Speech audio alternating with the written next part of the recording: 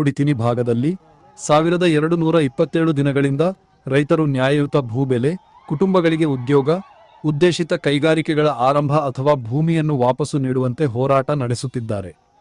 ಆದರೆ ಶಾಂತಿಯುತ ಧರಣಿ ನಡೆಸುತ್ತಿರುವ ರೈತರು ರಸ್ತೆ ತಡೆ ಮಾಡಿ ಸಾರ್ವಜನಿಕರಿಗೆ ತೊಂದರೆ ಉಂಟುಮಾಡುತ್ತಾರೆ ಎಂದು ನ್ಯಾಯಾಲಯಕ್ಕೆ ಸುಳ್ಳು ಮಾಹಿತಿ ನೀಡಿ 144 ಸೆಕ್ಷನ್ ಜಾರಿಗೊಳಿಸಲಾಗಿದೆ. ಇದು ರೈತರ ಹೋರಾಟ ಹತ್ತಿಕ್ಕಿ ಜಿಂದಾಲ್ ಕಂಪನಿಗೆ ಅನುಕೂಲ ಮಾಡಿಕೊಡುವ ದುರುದ್ದೇಶದ ಕ್ರಮವಾಗಿದೆ ಎಂದು ಸಮಿತಿ ಆರೋಪಿಸಿದೆ.